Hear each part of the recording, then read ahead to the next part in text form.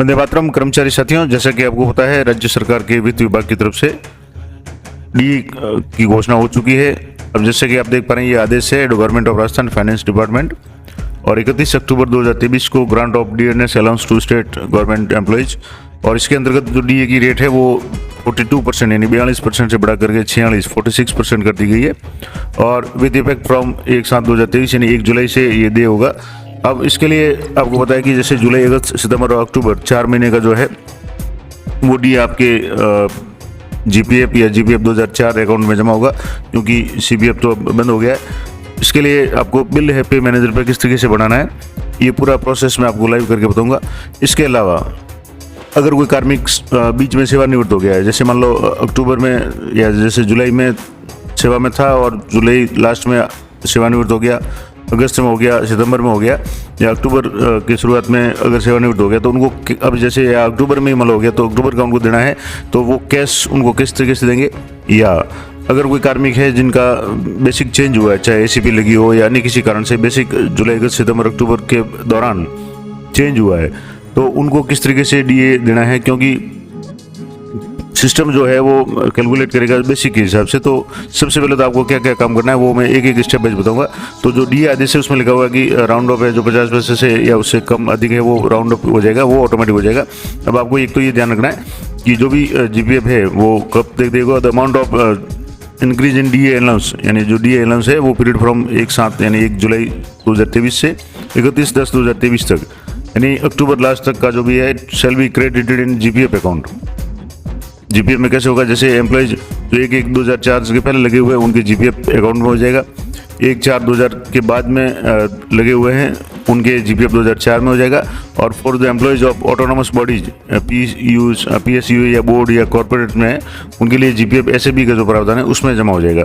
तो और जो भी cash payment shall be admissible from 1/11 यानी 11 जो महीना है, यानी कि अभी जो महीने चल रहा है, नवंबर महीने से की सैलरी जो कि दिसंबर में दे होगी, 1/12 को दे होगी, उसमें आपको कैश मिल जाएगा। तो जुलाई, अगस्त, सितंबर, अक्टूबर 4 महीने का आपको डीए का बिल बनाना है। अब इसके लिए स्टेप बाय स्टेप क्या प्रोसेस करना है वो मैं आपको बता दूं। इससे पहले आपको इस तरीके से एक चार्ट बना लेना है या एक टेबल बना लेनी है एक्सेल में, जिसमें आपका एम्प्लॉय का नाम वगैरह आ जाएगा। जुलाई में बेसिक कितना था, डीए कितना था और एचआरए कितना था, पे ड्रॉन कितना, यानी कितना आपको मिल गया है। तो बेसिक तो वो रहेगा, जैसे डीए मिला कम था जबकि होना ज़्यादा चाहिए था, उसके बाद में उसका डिफरेंस आ जाएगा। तो जो भी डिफरेंस आ रहा है वही डिफरेंस आपके उस टेबल में या जब भी आप रिपोर्ट डाउनलोड करेंगे इधर, उसमें भी आना चाहिए। अगर ये रिपोर्ट और ये सेम आ रहा है, इसका मतलब आपके सही है, उसको भी आप चेक कर लें। तो इसके लिए सबसे पहले तो आपको डीए अपडेट करना है। जितने भी ग्रुप है उनके सबके एक साथ डीए आप अपडेट करते हैं। तो यहाँ से जैसे मास्टर में जाएंगे, सलाह दर्पण, ये पे मैनेजर आपको लॉगिन करना है, और लॉगिन करने का प्रोसेस आपको पता है। अब यहाँ इंक्रीमेंट जैसे एक तो बेसिक और यहाँ डीए रेट अपडेट, इस पर आपको क्लिक करना है। यहाँ क्लिक करेंगे आपको तो इस तरह का ऑप्शन आएगा जिसमें पे कमीशन है। तो यहाँ आपको 7th पे कमीशन है वो सिलेक्ट कर लेना है, जैसे मैंने 7th पे सिलेक्ट कर लिया। उसके बाद में आपको यहाँ जो आदेश दिए हुए हैं इनमें से आपको जो 46 वाला यानी एफडी रूल्स पे कमीशन 7th 46, ये 46 वाला आपको सिलेक्ट कर लेना है। अब इससे कौन कौन से जो अलाउंस है वो अफेक्टेड होंगे। तो अब जैसे यहाँ एम्प्लॉय सीपीएफ एक तो प्रभावित होगा, एम्प्लॉय ईआईएस सीपीएफ प्रभावित होगा, और हार्ड ड्यूटी अलाउंस प्रभावित होगा। तो जो भी प्रभावित होंगे वो अब ज़्यादातर के तो सीपीएफ वगैरह बंद हो गया, तो उससे कोई फर्क नहीं पड़ेगा। आपको यहाँ अपडेट पे क्लिक करना है। यहाँ जैसे आप अपडेट पे क्लिक करेंगे, डी अपडेटेड सक्सेसफुली, इस तरह का आपके मैसेज आएगा। लेकिन एक ध्यान यह रखना है, मैं आपको बता दूँ कि ये काम जो आपको है, आपके सारे जो बिल है अक्टूबर माह की सैलरी के बिल प्रोसेस हो जाए, उसके बाद में टीवी नंबर जारी हुए उसके बाद करें, ताकि इसमें कोई समस्या नहीं हो। अब जैसे आपने डी अपडेट कर दिया, उसके बाद में अब जैसे किसी भी एक ग्रुप का मैं आपको लाइव करके बता देता हूँ किस तरीके से करना है। तो सबसे पहले आपको सैलरी प्रिपरेशन में जाने के बाद में यहाँ डी प्रिपरेशन में जाना है। उससे पहले आपको यहाँ बिल एलोकेशन करना है। तो यहाँ सबसे पहले तो बिल एलोकेट करेंगे, उसके बाद उसको प्रोसेस करेंगे। और जैसे यहाँ बिल एलोकेशन में मैंने सेलेक्ट कर लिया बिल, अब यहाँ आपको डी सेलेक्ट करना है। तो यहाँ जैसे डी है, अगर नहीं आ रहा है यहाँ डी, तो मैंने आपको बताया कि मास्टर में जाकर के आपको जो यहाँ सबसे नीचे जो यहाँ ऑप्शन आता है जो भी एड बिल रोल्स, इसमें जाकर के आपको डी है वो सिलेक्ट करना है। तो ये मैंने पिछले वीडियो में बताया था, बार बार बताने की आवश्यकता नहीं। उसके बाद में यहाँ डी है, सब कैटेगरी कुछ नहीं आएगा बिल टाइप में, और ऑब्जेक्ट डेट आप 01 कर लें, पे मंथ जैसे नवंबर कर लिया, तारीख आप जैसे आज की तारीख डाल लें या कैलेंडर से इसको सिलेक्ट कर लें, क्योंकि कई बार यहाँ से तारीख अगर कैलेंडर से सिलेक्ट नहीं करते तो ये नहीं होता है। बिल नंबर आप अभी जैसे 01 डाल दें, उसके बाद में जिस ग्रुप का आप बनाना चाहते हैं उसको बना लें। जैसे मैंने ये एक ग्रुप सेलेक्ट किया, उसके बाद में सबमिट पे क्लिक किया तो आगे bill registered details added successfully. अब आपको ओके पे क्लिक करना है। अब ये काम हो गया बिल एलोकेशन का, ये आपने एक ग्रुप का कर दिया। इस तरीके से आपके पे मैनेजर पे जितने भी ग्रुप है उन सभी में जो भी पत्र है उन सभी को देना है। अब जैसे यहाँ बिल प्रोसेसिंग में जाएंगे एलोकेशन के बाद में, तो यहाँ डीए प्रिपरेशन का ऑप्शन है। यहाँ आपको डीए प्रिपरेशन में डीए एरियर है, इस पर आपको क्लिक करना है। इसके ऊपर एक ऑप्शन है डीए एरियर अपडेशन का, वो मैं आपको बाद में बताऊँ क्या करना है। अब जैसे डीए एरियर आप सेलेक्ट करेंगे, यहाँ आपको नवंबर मंथ सेलेक्ट कर लेना है। ईयर 2023 हो गया। यहाँ से आपको बिल सेलेक्ट कर लें, जो भी बिल आपने अभी एलोकेट किया वो बिल हो जाएगा। उसके बाद में यहाँ से आपको बिल नंबर है, ये ऑटोमेटिक आ गया। जो आपने 1 सेलेक्ट किया था लेकिन ये रेफरेंस नंबर अपने आप आ जाएंगे। पे कमीशन आपको यहाँ से 7 कर लेना है। उसके बाद में ऑर्डर नंबर आपको सेलेक्ट करना है। तो ऑर्डर नंबर 42 से 46 वाला जो लास्ट का ऑर्डर है, जैसे ये 46 FD रूल्स 7th पे कमीशन और 7th 46 25/3/2023, ये इस तरह का जो आदेश है तो ये आपको ध्यान से सेलेक्ट करना, क्योंकि ये सही सेलेक्ट होगा तभी आपके जो बिल है वो सही बनेगा। अगर आपने कोई आदेश दूसरा सेलेक्ट कर लिया तो फिर आपके डी है वो सही नहीं बनेगा। तो मैं जैसे एक यहाँ आदेश को सेलेक्ट करके यहाँ ये जरूर ध्यान रखें कि 46 वाला आपको करना है। तो 46 वाला ये मैंने कर दिया। अब आप यहाँ से ईयर सेलेक्ट कर लें, जैसे डी ईयर तो जैसे 2023 का देना है तो यहाँ से डी ईयर है वो 2023 सेलेक्ट कर लिया। मंथ अभी जैसे जो वित्त विभाग का आदेश था इसमें यहाँ लिखा हुआ है कि जो भी मंथ है ये कब से कब दे होगा, तो यहाँ से इसमें लिखा हुआ है कि 1/11 से तो आपको कैश मिलेगा, लेकिन 1/7/2023 से 31/10/2023 तक, यानी जुलाई अगस्त सितंबर अक्टूबर 4 महीने का बनाना है। तो यहाँ से आप जुलाई सेलेक्ट कर लें। तो यहाँ मैंने जैसे जुलाई सेलेक्ट कर लिया।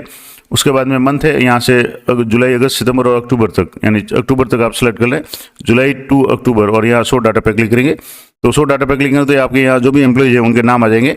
अब जिस एम्प्लॉय का आप बनाना चाहते हैं उन एम्प्लॉय को यहाँ से आप ऐड कर सकते हैं। अगर कोई नाम ऐसा है कि जो सेवानिवृत्त हो गया है या अन्य कोई है तो उसको एक बार आप छोड़ दें। कारण क्या मैं आपको बता दूं, यहाँ से आप जैसे सेलेक्ट करेंगे तो यहाँ तो कैश सेलेक्ट होगा या GPF ECPF जो भी सिलेक्ट होगा। अगर मान लो कैश सेलेक्ट कर दिया तो सभी के कैश मिल जाएगा, तो भी समस्या हो जाएगी। और GPF सेलेक्ट कर लिया और इसमें एक कार्मिक ऐसा है कि जो सेवानिवृत्त है तो उसको फिर कैश देना पड़ेगा, तो आप उसको छोड़ दें। उसका एक बिल है वो अलग से एलोकेट करके बना दें ताकि कोई समस्या नहीं रहेगी। अब इसके अलावा इसमें एक ऑप्शन और है कि एड ट्रांसफर्ड एम्प्लॉयज, कोई एम्प्लॉय ट्रांसफर हो गया और उसको आप देना चाहते हो तो यहाँ से भी आप कर सकते हैं। अब जैसे मैंने यहाँ जो भी कार्मिक पत्र है इसके इनको सिलेक्ट कर लिया, और यहाँ जैसे GPF और ECPF वाला जो है जुलाई अगस्त सितंबर अक्टूबर, ये 4 महीने ऑटोमेटिक सिलेक्ट आ रहे हैं, डिफॉल्ट आ रहा है, तो आपको यहाँ कुछ नहीं करना है। यहाँ से आपको कार्मिक को सिलेक्ट करके यहाँ प्रोसेस DA पे आपको क्लिक करना है। तो ये DA सफलतापूर्वक प्रोसेस हो गया, ओके पे आपको क्लिक करना है। अब आपको सबसे पहले जाकर के रिपोर्ट चेक करनी है। अब जैसे रिपोर्ट्स में जाएंगे तो यहाँ रिपोर्ट्स में जाने के बाद में DA रिपोर्ट्स, और DA रिपोर्ट्स में यहाँ से आपको इस तरीके से DA रिपोर्ट्स और ऑल DA रिपोर्ट्स, इस पर आपको क्लिक करना है। तो यहाँ आपके सामने जो DA रिपोर्ट है वो ईयर हो गया 2023 नवंबर। यहाँ आप ग्रुप सेलेक्ट कर लें जिस ग्रुप का आपने DA बनाया है। उसके बाद में यहाँ बिल नंबर सेलेक्ट कर लें, जैसे बिल ये ऑटोमेटिक आ गया। उसके बाद में आपको यहाँ एक तो इनर चेक करना है। अब यहाँ से जैसे मैंने इनर डाउनलोड कर लिया तो ये इनर है, यहाँ से डाउनलोड हो गया। अब इस इनर को आपको मिलान करके चेक करना है। तो मैं थोड़ा सा इसको जूम करके आपको बता देता हूँ किस तरीके से आपको ये चेक करना है इनर। जैसे यहाँ से आप देखेंगे तो अब मैं जैसे बता दूँ कि यहाँ से जैसे मैंने एक जो कार्मिक है जिनका यहाँ जो टेबल बनाई थी, इस टेबल पे आप देखेंगे तो यहाँ जैसे बेसिक था जो 59500 था, और उसमें जो डिफरेंस आ रहा था वो है 2380 DA जो अलाउंस है जो दिए है 2380 है, और कुल होना चाहिए 9520 रुपये, ये 4 महीने का होगा। अब ये इसमें आ रहा है DA रिपोर्ट में, तब तो सही है। अब जैसे यहाँ देखेंगे आप तो जैसे मैंने आपको बताया था ये 2380, और यहाँ भी आप देखेंगे 2380, और कुल है 9520, यहाँ भी 9520 है, और यहाँ इनका जो भी जोड़ करेंगे वो भी 9520 आना चाहिए। हालांकि ये जो बिल होगा इसमें तो आपके पूरा जोड़ करके आएगा, पूरे बिल का संकलित होगा। जैसे 3 कार्मिक है तो तीनों का आएगा, लेकिन आप यहाँ देखेंगे जुलाई, ये आपको विशेष ध्यान रखना है। जैसे जुलाई हो गया बेसिक, जैसे 59500 था, ये भी बेसिक आ गया। DA जो था 24,990 मिला था, जबकि 23,000 मिलना था, जबकि 23,370 मिला है। तो जो डिफरेंस है वो 2380 यानी 2380 है। तो ये डिफरेंस DA के रूप में हो गया 2380, यहाँ भी 2380 और यहाँ भी 2380। जुलाई अगस्त और सितंबर और अक्टूबर 4 महीने का जो है वो आप चेक कर लेंगे। 2380 4 बार आना चाहिए। और यहाँ जो एक्सेल थी इसमें भी आपको मैं और जूम करके बता देता हूँ। यहाँ से भी आप जैसे देखेंगे तो यहाँ भी आपके सामने यहाँ जैसे 2380, 2380, 2380 और 2380 यानी कुल मिला करके 9520 रुपये। और यहाँ भी रिपोर्ट में आपके इस तरीके से आना चाहिए। और ये वापस इसमें नीचे आप स्क्रॉल करेंगे तो जो पूरे बिल है जिसमें नेट अमाउंट है, डिडक्शन अमाउंट है, और डिडक्शन में जैसे जो भी है वो नेट और डिडक्शन है वो लगभग सेम होगा, क्योंकि आपको किसी भी व्यक्ति को नेट पेड जैसे यहाँ दिया हुआ है। अब ये जो जैसे net amount to be paid है, ये जैसे ये यहाँ से आपको 00 आ जाएगा, क्योंकि आपको पेड जो कैश पेड नहीं करना है, जो भी होगा वो आपके जीपीएफ के खाते में जमा हो जाएगा। तो ये आप रिपोर्ट डाउनलोड करके अच्छी तरह से चेक कर लें। इसके अलावा यहाँ एक रिपोर्ट में आप इनर आउटर के बाद में शेड्यूल भी आप डाउनलोड कर लें। शेड्यूल में आपके 2 तरह के शेड्यूल आएंगे, एक तो आएंगे जो कार्मिक है, एक 2004 के पहले के हैं और एक 2004 के बाद के। अब जैसे इसमें जीपीएफ का ही आ रहा है तो मैं आपको सीक्वेंस वाइज या जैसे इसमें जो लिखा हुआ है इसमें अभी जैसे जीपीएफ का ही सारा आ रहा है, तो मैं एक बार आपको बता देता हूँ कि जीपीएफ के ही सारे आ रहे हैं या कोई चेंज हो रहा है। तो इसको भी आप जैसे थोड़ा सा, जो ये जैसे जीपीएफ का ये आ गया, जीपीएफ का सिर्फ एक कार्मिक जीपीएफ के है, इस ग्रुप में 2 कार्मिक है वो जीपीएफ 2004 के हैं, तो उनका है वो यहाँ से अभी जैसे ये शेड्यूल में जा करने के बाद में यहाँ जीपीएफ 2004 का अभी शो नहीं हो रहा है। तो ये जब भी शो होगा या हो सकता है कुछ टेक्निकल प्रॉब्लम हो, लेकिन आपको दोनों चेक करने, क्योंकि यहाँ जैसे रिपोर्ट जो डाउनलोड करेंगे उसमें 3 कार्मिक के नाम आ रहे हैं और इसमें किसको क्या देना है वो भी इसमें शो हो रहा है। तो ये पूरा एक बार आप रिपोर्ट चेक कर लें। अब जो मैं आपको इम्पोर्टेंट बात बता रहा था कि मान लो कोई कार्मिक सेवानिवृत्त हो गया तो उसके लिए क्या करना है। तो उसके लिए जैसे एक तो यहाँ मैंने पहले बता दिया कि जब आप बिल एलोकेट करने के बाद में बिल प्रोसेस करें डीए का, उस समय आप ध्यान रखें कि उनको कैश देना है, तो वहाँ कैश सेलेक्ट करेंगे तो सारा जो भी है वो कैश हो जाएगा। अभी जैसे हमारे इस मामले में ऐसा कोई केस नहीं है। पिछले वीडियो में मैंने जो 36 से लेकर 42% का जो भी डीए बढ़ा था 38 से 42 का, उसमें मैंने आपको लाइव करके बताया था कि एक कार्मिक थे वो सेवानिवृत्त हो गए थे तो उनको पूरा कैश देना था, तो उसका प्रोसेस मैंने अलग से बताया था। अब मान लो कोई जैसे बिल मैंने बना लिया, इसमें कोई ऐसा कार्मिक है जिसका जुलाई या अगस्त या सितंबर में मान लो फिक्सेशन हुआ या एसीपी लगी या कुछ भी लगी, जिसके कारण बेसिक चेंज हुआ है, डीए वगैरह सब चेंज होना चाहिए। तो वो आप कैसे करेंगे, तो यहाँ से जैसे आप बिल प्रोसेसिंग में जाने के बाद में डीए प्रिपरेशन और डीए एरियर अपडेशन में जाना है। तो यहाँ आपको अपडेशन में जाने के बाद में मंथ, ईयर और यहाँ से आपको बिल नंबर सेलेक्ट करना है। जैसे यहाँ से बिल नंबर मैंने सेलेक्ट कर लिया, यहाँ से आपको बिल नंबर ये सेलेक्ट कर लिया, बिल नेम और बिल नंबर, और यहाँ से आपको चेक करना है। जैसे मान लो कोई कार्मिक है, इनका जैसे यहाँ मैं कोई भी सिलेक्ट कर रहा हूँ। अब यहाँ से इनके जैसे मान लो कोई बेसिक चेंज हुआ है जुलाई अगस्त सितंबर वगैरह में, तो इनको एक तो जैसे add allowance, add deduction, add dependent और ऐड नॉमिनी, अगर नॉमिनी को देना चाहे तो यहाँ से नॉमिनी ऐड करके करना है। अब जैसे मान लो इनको जो जैसे मंथ वाइज जैसे अगस्त का है उससे पहले जुलाई का आ गया। अब जैसे जुलाई का बेसिक है इनका जो भी है उसके हिसाब से डीए जो बन रहा है वो ये बन रहा है 2760। अब इसको आप एडिट करना चाहते हैं, इसका मतलब इनको जितना बन रहा है उसका उतना इसमें जीपीएफ में जा रहा है। अब मान लो यहाँ आपको जीपीएफ की जगह चेंज करना है कि इसका इनसे थोड़ा ज़्यादा बनना चाहिए, तो वो आप क्योंकि अभी आपने डी अपडेट कर दिया तो जो भी उसके हिसाब से बन रहा है वो बन रहा है। लेकिन जैसे मान लो आज की अक्टूबर तारीख में या 1 जनवरी या आज जो 1 नवंबर था, इसमें जो भी डी था उसके जो बेसिक था उसके हिसाब से उसने डी अपडेट कर दिया। लेकिन बीच में मान लो किसी का एसीपी लगी है या बेसिक किसी भी कारण से चेंज हुआ है तो वो डाटा चेंज हो जाएगा। तो वो आपको यहाँ मैनुअली जो एडिट ऑप्शन है, इस एडिट ऑप्शन में जाकर के आपको यहाँ से जैसे किस महीने का जुलाई, अब यहाँ अमाउंट कितना आप भरना चाहते हैं, जो वास्तविक भरा है उसकी जगह अगर कम है कम भरना है, ज़्यादा हो रहा है तो ज़्यादा भरना है। तो उसके लिए आपको जो टेबल है, इस तरह की जो टेबल है वो मैनुअली आपको बना लेनी है ताकि आपको सुविधा रहे, और उसके हिसाब से यहाँ फीड करके फिर आपको इसमें अपडेट कर देना है। अब जैसे इस मामले में ऐसा कुछ नहीं है तो मैं सिर्फ आपको समझाने के लिए बता रहा हूँ कि इस तरीके से आपको ये अपडेट करना है। इस तरीके से यहाँ जैसे जो भी जुलाई का है, अगस्त का, सितंबर, किसी भी महीने का है आप इसमें अपडेट कर सकते हैं।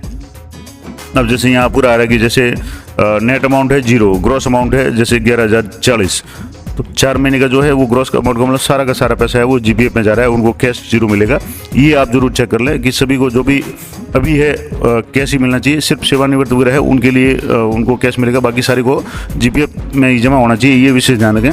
तो ये पूरा प्रोसेस कर लें आप, एक एक कार्मिक का चेक कर ले इनर आउटर शेड्यूल डाउनलोड करके कि उनको जो भी मिलना था वो पूरा मिला या नहीं मिला। उसके लिए आप जो भी इस तरह की एक्सेल की सीटें हैं वो आपको साइट पे मिल जाएगी, किसी भी साइट में आपको मिल जाएगी, तो वहाँ से आप चेक कर लें। अब ये पूरा प्रोसेस करने के बाद में आपको बताया कि जो सबसे पहला काम करना है आपको डॉक्यूमेंट अपलोड का। तो यहाँ से आपको डॉक्यूमेंट अपलोड में जाने, जैसे ऑथराइजेशन में जाने के बाद में यहाँ डॉक्यूमेंट अपलोड, यहाँ जैसे 2000 मंथ सेलेक्ट कर लिया, बिल सेलेक्ट कर लिया, और यहाँ से जैसे अभी डीए सेलेक्ट कर लिया, और डीए में आपको यहाँ से जैसे ग्रुप नेम सेलेक्ट कर लिया। उसके बाद में यहाँ जो ऑप्शन है इसमें बिल नंबर आ जाएगा, अब यहाँ से बिल नंबर के बाद में आपके सामने डीए ऑर्डर कॉपी है और डीए ऑर्डर नंबर है, DA copy of DA order है, रिटायरमेंट ऑर्डर है या अदर डॉक्यूमेंट। तो एक तो आपको जो इस तरह की जो एक्सेल आप बना रहे हैं उसमें आपके जो भी डीडीओ के साइन करने के बाद में इसको पूरी आप अपलोड कर सकते हैं। इसके अलावा यहाँ से जो डीए का जो आदेश है फाइनेंस डिपार्टमेंट का, इसकी एक कॉपी आप अपलोड कर लें और उसके बाद में यहाँ से सबमिट कर लें। तो ये तो हो गया डॉक्यूमेंट अपलोड का। उसके बाद में आपको यहाँ बिल प्रोसेसिंग में आने के बाद में डीडीओ फॉरवर्ड करना है। तो मैं अभी डॉक्यूमेंट अपलोड नहीं किया, सिर्फ आपको प्रोसेस बता रहा हूँ। तो डीडीओ फॉरवर्ड करने के लिए यहाँ से आपको मंथ ईयर सेलेक्ट कर लेना, उसके बाद में यहाँ से डीए बिल सेलेक्ट कर लेंगे और यहाँ से बिल नंबर सेलेक्ट कर लेंगे। तो यहाँ आपके सामने इस तरीके से आएगा। इस चेक बॉक्स पे आपको क्लिक करके या सबमिट पे क्लिक करना है। उसके बाद में वैलिडेट विजिट करके आपको फॉरवर्ड करना है। फॉरवर्ड करने के बाद में ये पूरा प्रोसेस फॉरवर्ड का हो गया। उसके बाद में आपको सबसे पहले इनर आउटर और शेड्यूल तीनों डाउनलोड करने हैं। जब तक आप डाउनलोड नहीं करेंगे तब तक उस पर डिजिटल साइन नहीं होंगे। तो पहले आप तीनों रिपोर्ट से इनर आउटर शेड्यूल में भी आपके जीपीएफ 2004 का शेड्यूल अलग आएगा, जीपीएफ का शेड्यूल अलग आएगा। दोनों आप डाउनलोड कर लें इनर आउटर सहित चारों। उसके बाद आपको जो भी एक्सप्लोरर या जो भी आपके पास में है उससे आपको डीएससी डिजिटल सिग्नेचर करना है। जो डीडीओ का डोंगल है उससे वो प्रोसेस आपको सभी पता है। जो अदर देन सैलरी जो बिल होते हैं उनमें डीएससी या आधार ओटीपी से उस तरीके से जो साइन करने पड़ते हैं डीएससी के आधार पे, वो आप नॉर्मल प्रोसेस वो कर लें। उसके बाद में बिल को ट्रेजरी फॉरवर्ड कर दें। तो ये पूरा प्रोसेस मैंने आपको लाइव बता दिया। अब थोड़ा सा मैं एक बार आपको इसको समराइज कर दूं कि सबसे पहले तो आपको डीए ऑर्डर देखना है जिसमें जुलाई से लेकर के अक्टूबर तक का 4 महीने का डीए बनाना है। सबसे पहले आपको मास्टर में जाने के बाद में डीए अपडेट कर देना है। सभी का डीए अपडेट हो जाए ये आप चेक कर लें। इसके लिए आप जैसे चेक करने के लिए आप यहाँ से जैसे बिल प्रोसेसिंग में जाएंगे, सैलरी प्रिपरेशन में जाने के बाद में यहाँ एम्प्लॉय पे डिटेल्स पे जाना है और यहाँ एम्प्लॉय पे डिटेल्स पे जाएंगे तो आपको जो भी डीडीओ है उनके मोबाइल पे ओटीपी आएगा और ओटीपी आने के बाद ही आप उसको प्रत्येक कार्मिक के जो डीए है उसको चेक कर पाएंगे। तो एक बार सभी का डीए अपडेट करें, उसके बाद चेक कर लें कि किसी का डीए सही अपडेट हुआ है नहीं हुआ। अब मान लो किसी के जैसे फॉर्मूला की जगह अमाउंट है तो हो सकता है उसका डीए अपडेट नहीं हो, तो आपको मैनुअली करना पड़ेगा। एक बार सभी का डीए अपडेट हो जाए उसके बाद में आपको बिल एलोकेशन करना है। बिल एलोकेशन में मैंने पूरा प्रोसेस बता दिया। उसके बाद में आपको जो सैलरी डीए प्रिपरेशन करना है, अगर कोई अपडेशन का ऑप्शन है, कोई जरूरत है, जैसे मान लो किसी का बेसिक वगैरह चेंज हुआ तो डीए अपडेशन में जाकर के वो कर लें। उसके बाद में उसकी रिपोर्ट्स डाउनलोड कर लें। रिपोर्ट्स डाउनलोड करने के बाद में अच्छी तरह से आश्वस्त हो जाए कि जो आपने एक्सेल शीट बनाई है उसके अनुसार ही हो रहा है और डीए प्रोसेस हो रहा है जो भी जीपीएफ या जीपीएफ 2004 में जमा होना चाहिए। और उसके बाद सारा कंफर्म हो जाए उसके बाद में आपको डॉक्यूमेंट अपलोड करना है, डीडीओ फॉरवर्ड करना है, फिर इनर आउटर शेड्यूल वगैरह सब डाउनलोड करना है। उसके बाद में डिजिटल साइन करके आपको ट्रेजरी भेजना है। ये पूरा प्रोसेस मैंने आपको लाइव करके बता दिया। आशा करता हूँ ये जानकारी आपके लिए उपयोगी रहेगी। इसी तरह के पे मैनेजर से संबंधित जितने भी टॉपिक्स या जितने भी काम हैं सभी के संबंधित वीडियो मैंने समय समय पर अपलोड किए हुए हैं। डीए के संबंध में पिछली बार भी मैंने वीडियो जब डीए 4% बढ़ा था 38 से 42, उसमें भी आपको लाइव करके बताया था कि सेवानिवृत्त कार्मिक को कैश का बिल कैसे देना है, तो वो भी मैंने आपको बताया था। अगर आपको जरूरत हो तो वो वीडियो आप जरूर देखें। तो मिलते हैं नेक्स्ट वीडियो में, तब तक जय हिंद, जय भारत।